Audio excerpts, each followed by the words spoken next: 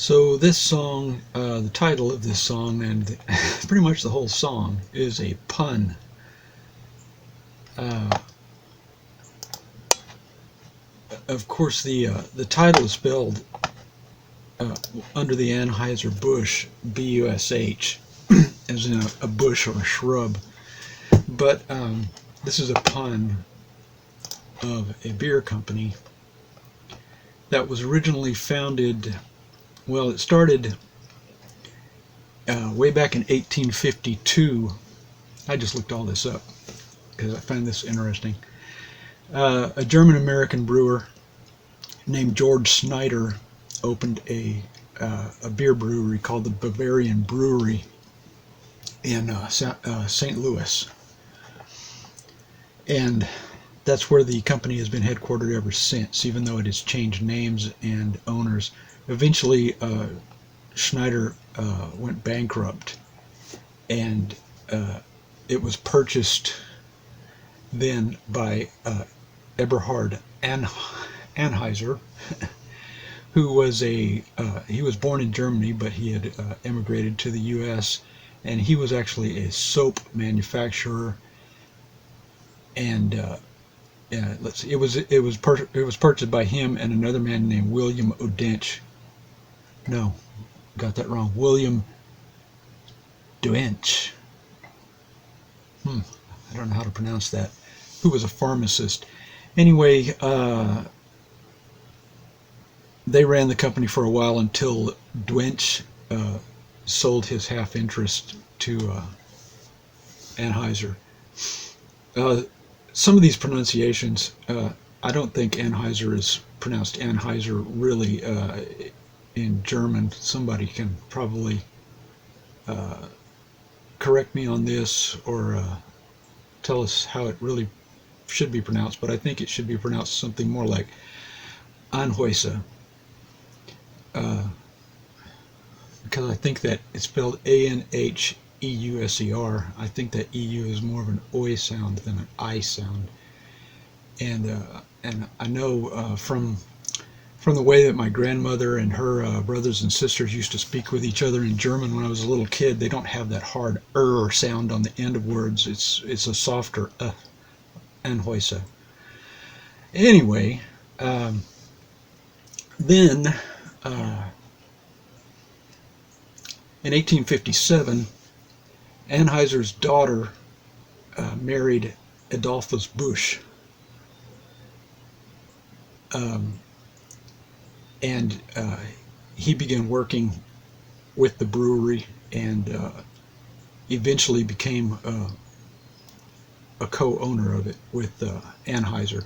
And the reason I pronounce it Anheuser is because when I was a kid and they used to show beer commercials on TV all the time, that's how the spokesman on the commercials pronounced it. He pronounced it Anheuser-Busch, which is the name of the company now. Adolphus Busch was kind of well, he was a smart guy. He did a few things that was he was the first at doing these things. He was the first brewer to pasteurize beer so that it stayed fresh for much, much longer. And he also developed refrigerated railroad cars so they could transport the beer refrigerated and thus, of course, keep it good to drink even longer. Eventually, they actually started a refrigerated car company as a sideline and sold refrigerated cars to other companies. So that was something he did. And then during the 1870s, Bush did a tour of Europe to check out breweries there and see how they were doing things, so he could bring some information back to the States and make better beer. And he particularly liked a type of Pilsner beer, which I don't know much about beer. Pilsner is a type of pale lager. Okay.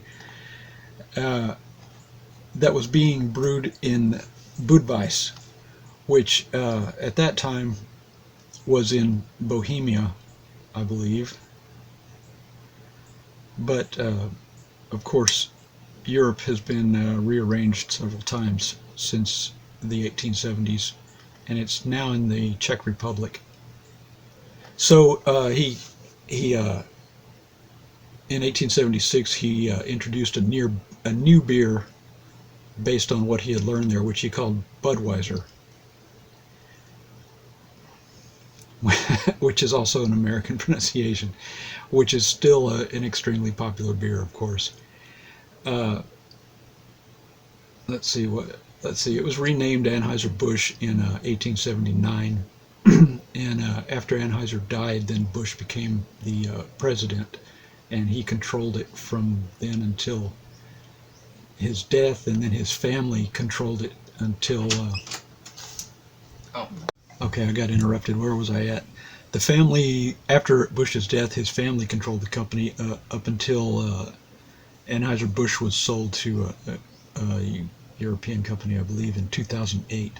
But anyway, that's way past where we're at, what we're talking about with this song. Um, Budweiser became the first nationally available beer in the United States due to Bush's uh, pasteurization and refrigeration technologies because they were able to ship it everywhere, so they didn't have to just restrict themselves to selling it in their small area of St. Louis.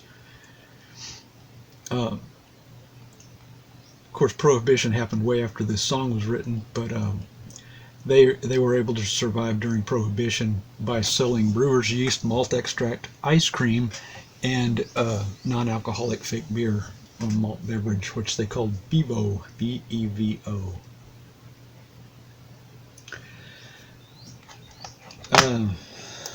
So a few things in this song.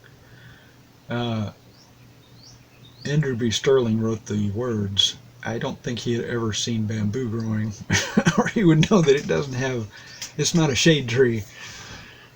Praise the bamboo tree and its widespreading charms. It doesn't grow that way. Anyway, let's see what else we have in here. There's a little bush that goes right. There's a little bush that grows right here in town. You know its name. It is one such renown because Bush was famous nationwide for its beer. At that time, it was probably the only beer known nationwide like that, where you could just go anywhere and get a Budweiser, and you could order a Budweiser at a bar and they would have it because it was everywhere. So he's singing about taking his sweetheart Sue to a bar or perhaps a beer garden to woo and have some beer. When it says, come drink some Budwise with me, he just spells it B-U-D-W-I-S-E, which fits the meter of the song. Budweiser wouldn't have really fit. And then also he misspelled Ja. I'm pretty sure that's supposed to be the German for yes, which I believe should be J-A-H. He spelled it Y-A-H. Let's see, second stanza. Rave about the place where your swells go to dine. Swells, that was the cool people, the popular people. Sandwich and Stein underneath the bush where the good fellows meet. I guess that's about all I have to say about the song itself. But of course, Budweiser is still an extremely popular beer in the United States. Anheuser-Busch is still an enormous company that, besides Budweiser, they sell other beers, other really famous beers that they sell, like Michelob and Busch, which Busch. When I was a teenager, a man named Hoyt Axton, who was a country singer and songwriter and actor and voiceover artist, he did a bunch of stuff. he did the voiceover for Bush beer commercials when I was a teenager. And you've probably heard some of the songs that he wrote, even if you don't know it. Three Dog Night had a couple of his songs that were major hits for them. Yeah, of course they do Bud Light. Bud Light is extremely popular around where I live with a certain ethnic group. That's all I'll say about that. And of course they've had a long history, but none of it really matters to us in this song. I was only mainly concerned with their early history. Probably all this is known, but I figured maybe some of the international people outside the United States in this group might not know all this stuff and might not understand what this song is about. Oh yeah, also this company Anheuser-Busch has theme parks named Busch Gardens, which are very popular theme parks, comparable to such things like Disneyland and Universal Studios. There's several of those all over the United States. They're still headquartered in St. Louis, Missouri, just like when they first started with the little brewery operation by George Snyder. So let's see. Oh yeah, I want to stick some pictures. I'll stick some pictures in here when I do the editing, so you can see what some of these things I'm talking about. So I guess that's all I have to say. Thank you.